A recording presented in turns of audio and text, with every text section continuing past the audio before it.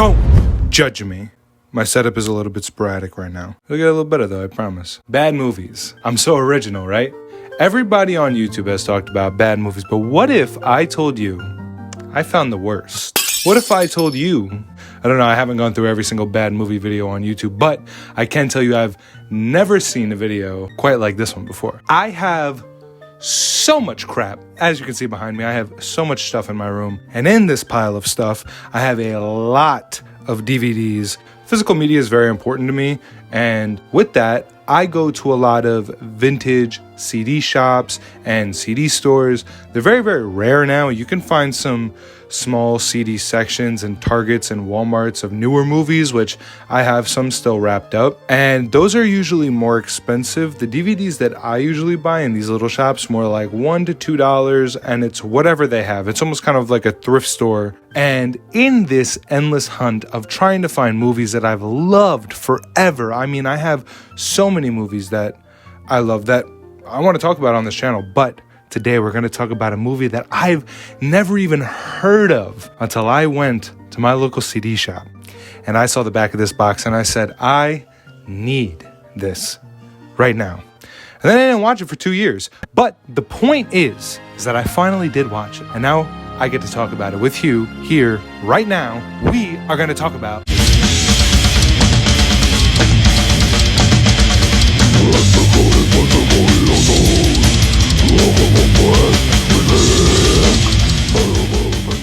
So before we can even get into this masterpiece of a film, let's talk about what even got me to the point of buying it. So as we see, the DVD here is a bright yellow. You know, they say yellow is the first color to catch your eye. That's why they made The Simpsons yellow.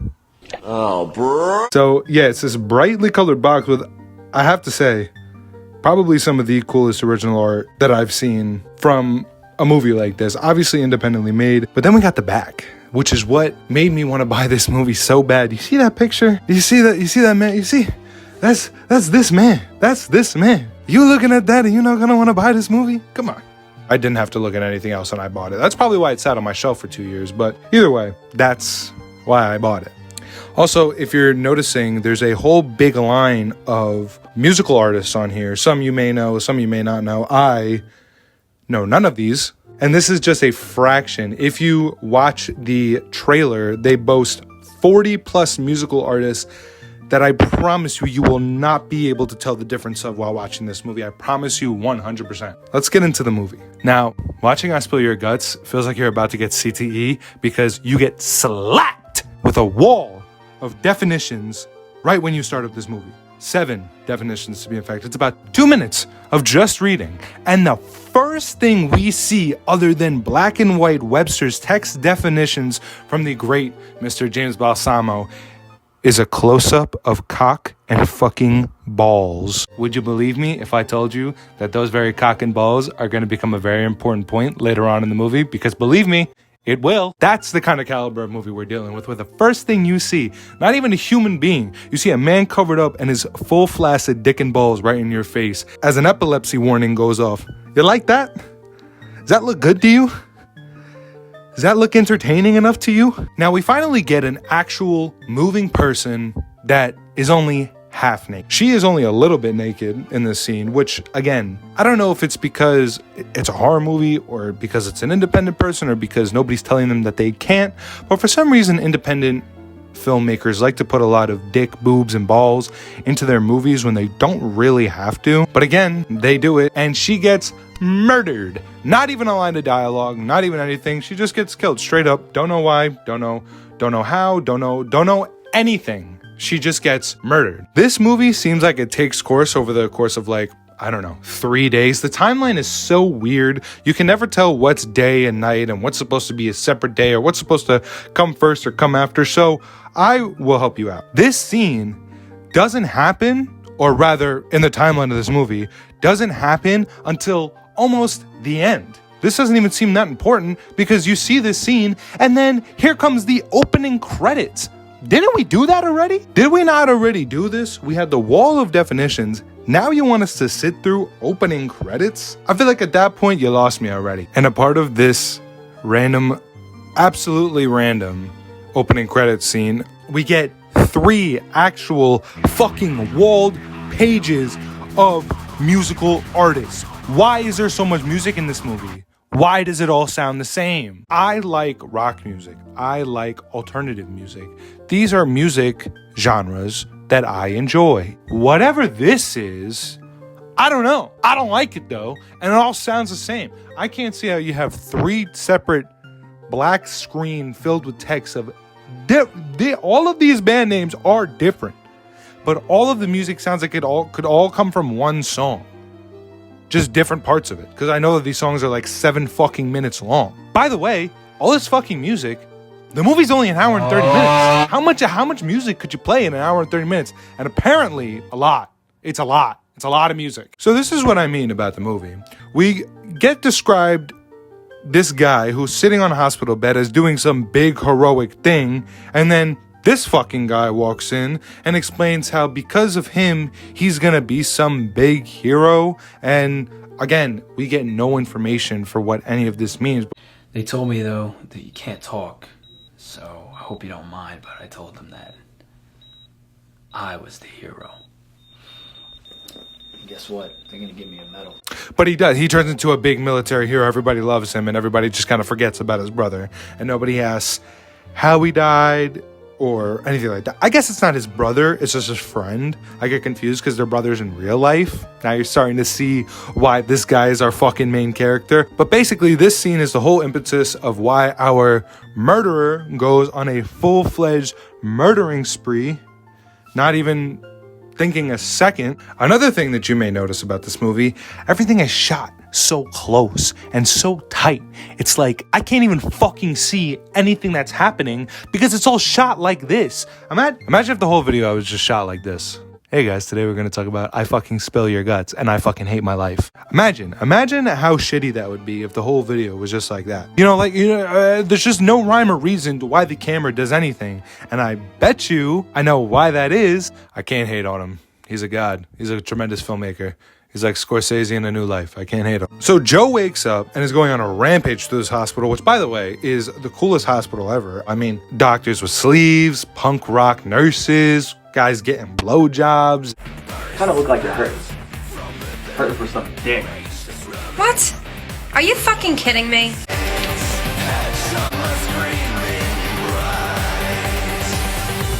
In weird operating rooms that don't look like fucking operating rooms at all. Like, what kind of room is this? What kind of Johnny Sins ass room is this with bed sheets on the wall? It's almost like they already knew that they were gonna have some sort of orgy in there, so they prepped for cleanup. It's so weird. Speaking of which, the nurse gets murdered while she's giving the dude head, which he doesn't feel. I don't know how. Isn't it like when like you die, you like shit yourself, and then if like you're doing something with your mouth, it just kind of goes like chomp chomp. Wouldn't it get like I don't know.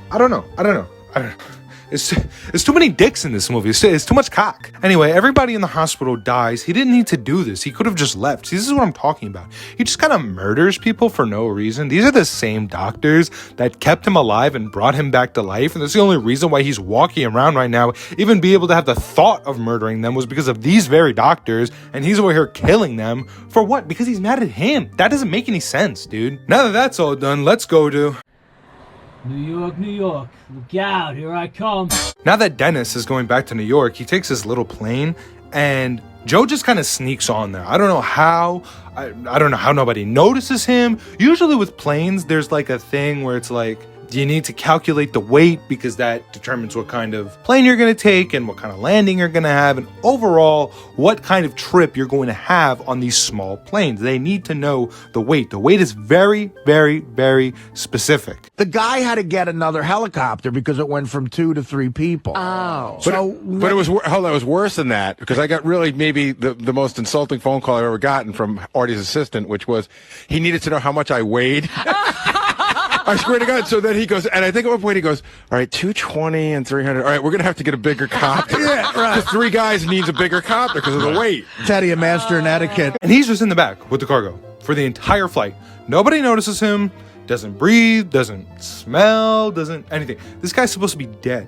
Open wounds. Didn't I mean, I guess he got sewn up or whatever, but it's not like it's closed, it's safe. I mean, Jesus, bacteria galore. We're sitting with a whole bunch of cargo that was just in the sands of fucking Afghanistan, wherever they came from. That's Infection City. I don't know. I wouldn't want to be back there with open wounds, not even all good and sealed. I don't know. Not me.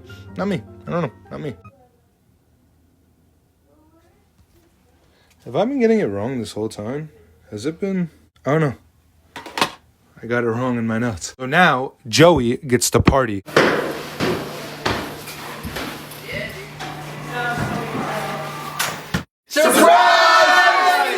Hey, what's going on, you big fucking motherfucking hole? You guys are the best. Hey. Oh, you guys are the best. How you doing, man? You've been working out. You're looking good, man. What's up, bro? Danny! Yeah, what happened to you? Oh. We're staying around. Let's fucking party! I'm on the death row. I'm on the death row. I'm on the death row. I'm on the death row. Death row. Alright, so let me tell you how it went down, man. I fucking got there. I rappelled out the fucking helicopter. Sand in my face, sand in my balls, sand fucking everywhere, man. It's very weird. Again, nothing that this movie does is like makes sense with anything. Like, I don't know. Nothing makes sense. So remember how I told you the scene in the beginning of the girl getting murdered? Well, someone in the party says this. The where's Shelly at? She said she was coming, right? Yeah, I talked to her like 20 minutes ago. She should be here any minute. Okay. Alright, I'm gonna give her a call. Which is led to believe, oh, where is Joe's girlfriend? Or Dennis's girlfriend? I have the wrong name in my notes and it's confusing me, but whatever. Where is Dennis's girlfriend? Where is she? Well, the girl who got murdered in the beginning, that's her. That's Dennis's girlfriend. So this scene, right? This scene is actually supposed to be taking place right now during this party scene. But the problem is that that's so confusing because we never knew that this was his girlfriend beforehand. We have to learn that. We don't again learn this for another 30 minutes. I'm just telling you now because I had to sit through this fucking shitty movie twice. Thank God this movie is so easy to follow, or I would have gotten confused. I also wonder if there was even a script or if Mr. James Balsamo here just told his friends, do whatever you want. I don't know. Say something funny. This fucking guy right here. He goes fucking overseas, just like an old fucking man. Old man was in Nam, fucking green beret. Comes back decorated like a fucking Christmas tree. Right out of Pajama Man land. This fucking guy, he goes overseas, gets deployed, fucking comes back a war hero. You know what I was fucking doing? You know what my action was? What were you doing in Kuwait? I was washing dishes. The whole fucking country smelled like fucking horse shit. Now we get more random fisheye scenes of just people being murdered for no reason. Again, no connection to this guy. The only murder that has had a connection to this fucking guy, Dennis, was in the beginning when we saw him murder his girlfriend that we didn't even know was his girlfriend yet. So why do we care? And newsflash, we don't. All of these unconnected scenes, and then just to end it on...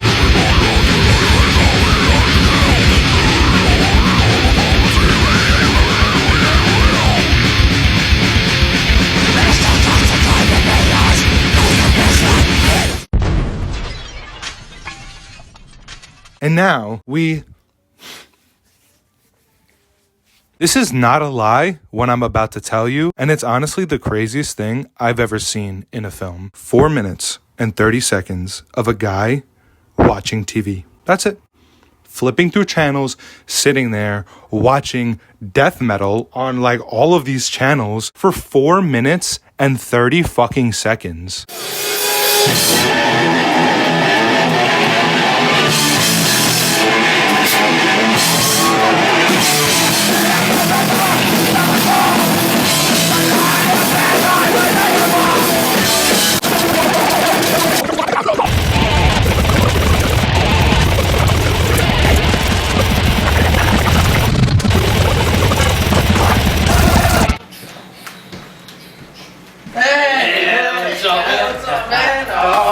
Good to see you. I can't believe it's been so long. What am I watching? Good God. Had to take a bathroom break. That shit pissed me off so much. This is where we find out that that was Joe's girlfriend. Hello? What? When? Are you kidding? Oh, alright, hold on. I'll be right there. I'm coming over. I'll be right there. What happened, dude? Shelly's dead. I gotta go. I gotta go. Alright, man. Fuck. I've been questioning Dennis's motives since the start. He's just killing whoever. Hey man, $1. A random clown. Hey, watch where you're going, you freak! Okay, maybe he doesn't kill the clown, but y'all get what I mean. Hey! You think you are bumping into me, man? Oh, I see. You're an army guy. You think you can do whatever you want. I was in the Peace Corps, man. Who the hell are you to bump into me, man? The fuck?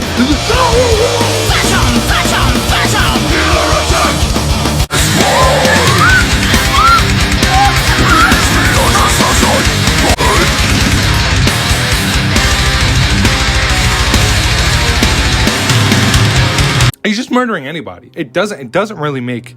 I don't know how many times I can say that it doesn't make sense, but I mean, I'm very confused. Editing me, please put a disclaimer in the beginning of the video because I'm stupid. So now we cut to the morgue, and now you'll see why those dick and balls were so important.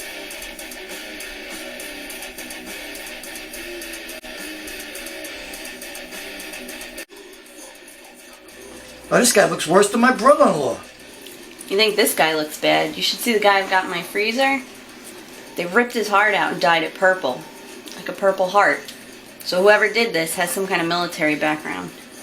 But now they've confirmed that there's murders going on. Like apparently this was something of a murder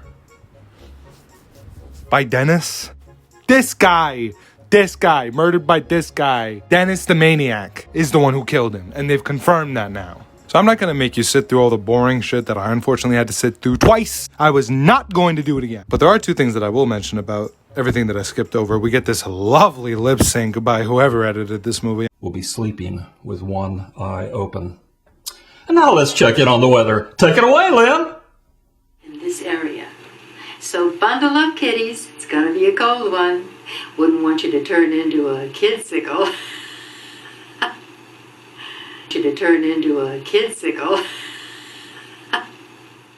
And we also get the clip that I bought the whole movie for. Hello, Dennis. How you doing?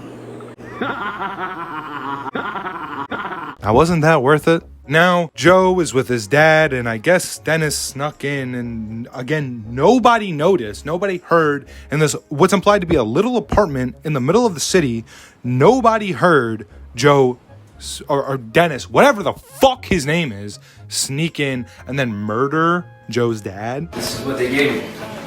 Colonel. Dad?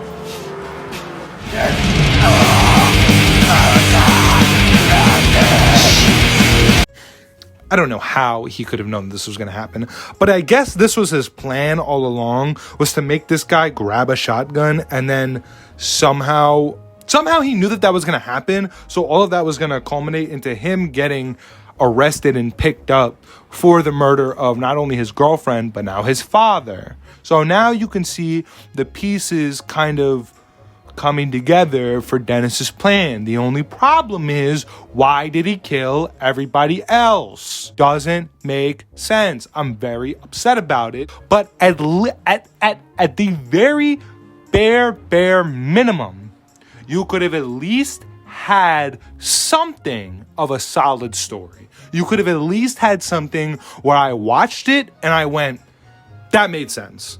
I understand what's happening. That makes sense. Whatever. Pieces are starting to come together. Now you see what his whole plan was to set him up in the way of being like, he's the one doing all this, not Dennis. Okay. Now you're up to date. And now we are introduced over to the junkyard setting, which the way that these junkyard guys come out, they come out like one of those like TikToks of like the country dads being like, well, he said he cheated on you. At the end of this entire odyssey, right, we get a face reveal, and it's revealed the heroic thing that he did, which was that he did push Dennis in front of a bullet for reasons I don't know, but that made him a war hero. And they show this shot by just putting like a little hickey on his neck, just a little something, a little corn syrup, a little ketchup. Dennis! But after this, Joe essentially dies in this junkyard.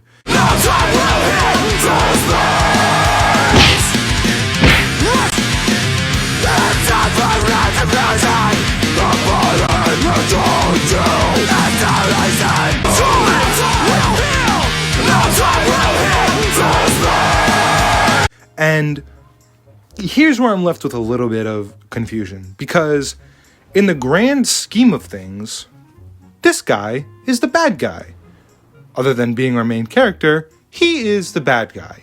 He took credit for someone else's heroic act in the military, and now he's taking all of those points. Unfortunately, the person who wants to seek revenge is putting him in a sour position by murdering his family and girlfriend. Obviously not right as well, but also on top of murdering all of these other people. So I'm not really sure who I'm supposed to be rooting for here. Who's the good guy? Who's the bad guy? I mean, you could say that Dennis is the good guy because all he wanted to do was exact revenge on the person that basically set him up to die. But why did he have to kill everybody else? That's all you needed, was just him trying to find him. But the fact that he's killing everybody else and all of these other people really doesn't really make me feel bad for him, because he's killing all of these other people. For what? They didn't stand in his way. They didn't push him down to get a little blotch on his neck. They didn't do any of that. It was this guy.